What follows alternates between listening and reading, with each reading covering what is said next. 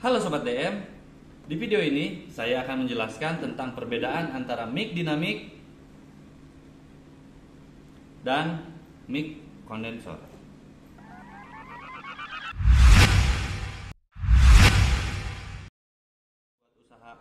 Untuk kalian yang sekarang mau mencoba memulai untuk usaha bikin home recording atau lagi nyari-nyari mic buat sebagai profesinya sebagai MC atau vokalis, simak video ini sampai habis karena saya akan membagi beberapa perbedaan antara mic kondensor dan mic dinamik.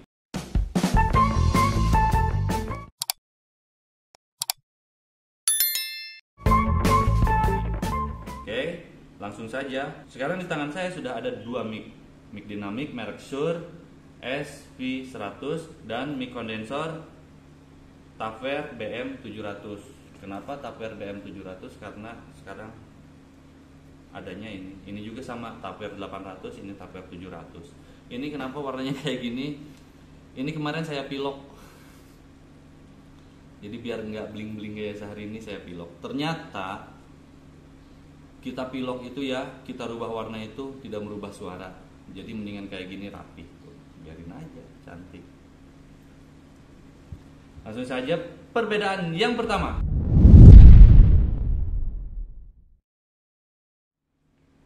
Dari bentuk. Oke. Sudah sangat jelas terlihat dari bentuk. Rata-rata mic dinamik itu bentuknya seperti ini. Lonjong, kecil, ada pentolannya. Ada juga mic dinamik yang kayak SM57 itu kecil lurus gitu. Yang jelas kecil-kecil lah, mic dinamik itu kecil-kecil, nyaman dipegang nih. Halo. Kalau mic kondensor lebih dominan, dia itu dari bentuknya lebih besar. Dipegang kurang nyaman karena peruntukannya dia itu ditaruh di stand. Nih, taruh di stand kita nyanyi aja.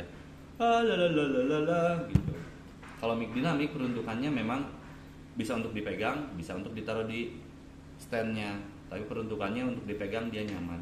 Kalau kondensor dipegang nggak nyaman. Ini peruntukannya untuk ditaruh di standnya, di stand mic. Oke, itu yang pertama.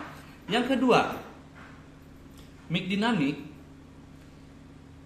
cara pengoperasiannya cukup dicolokkan kabel, terus kabelnya itu kita masukkan ke mixer.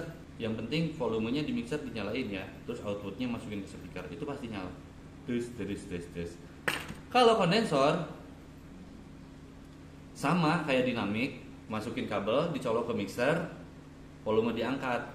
Tapi ada tambahan lagi, kondensor itu harus menggunakan daya tambahan. Kalau di mixer itu ada namanya phantom.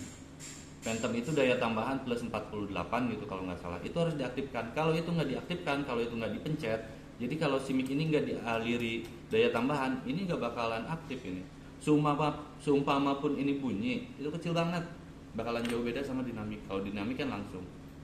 Itu perbedaan kedua. Yang ketiga, dari fungsi. Oke, masuk fungsi. Kita ke mic dinamik dulu. Mic dinamik ini lebih maksimal difungsikan di outdoor, seperti MC kondangan, seperti vokalis panggungan, seperti pokoknya outdoor lah yang tempat-tempat rame. Dan penggunaannya ini kan cukup dekat. Dia area yang dicakup itu nggak semuanya, paling cuman segini paling mentok ini masuk, selebihnya nggak bakalan masuk ke sini.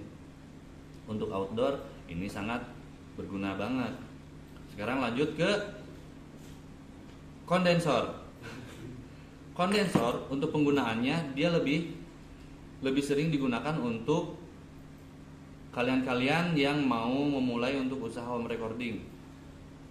Jadi di tempat tertutup, kalau bisa itu kedap suara, nggak ada gema. Ini ditaruh pakai stand, kita menggunakan headset. Kenapa pakai headset? Supaya suara dari backsound itu nggak bocor masuk ke dalam kondensor ini. Pakai headset. Jadi yang kita dengar itu cuman kita aja. Si suara audio itu nggak bakalan masuk ke sini. Kadang-kadang Walaupun kayak gitu, suara audionya bakalan masuk ke sini. karena ini yang dicakup itu area ruangan. Fungsinya yang satu buat tag vokal, yang kedua buat tag audio ketika kita melakukan short movie. Kalian pernah lihat nggak? Ketika ada adegan film, ada satu orang di belakang yang megang tongkat ke atas. Di atasnya itu mic kayak gini. Nah, itu pakai kondensor. Karena kondensor itu mencakup area seluruh.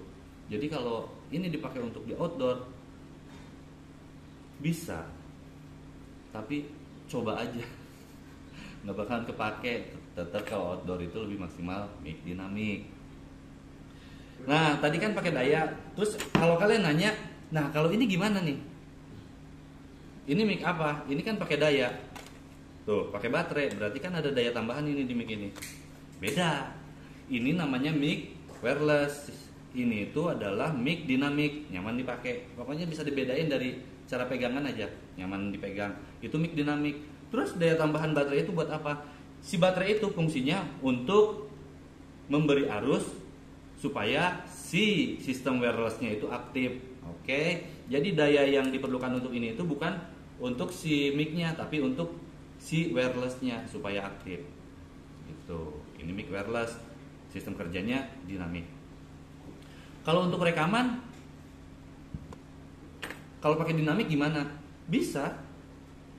Jadi dinamik itu ada beberapa jenis ya, tergantung merek, tergantung jenis. Yang jelas, kalau saya itu taunya harga nggak bakalan menipu lah. Kayak siapa sih yang suka cover pakai gitar itu? Felix. Itu mic-nya bagus tuh, sekitar 3-5 jutaan. Itu jelas banget kan? Itu mic dinamik itu. Bisa juga dipakai kan buat live recording. Itu buat di outdoor juga sangat worth it, karena dia bisa ngeredam suara-suara dari alam. Kayak suara jangkrik itu nggak ada lawan itu. Krik itu pasti masuk, apalagi pakai kondensor. Aduh, ampun deh.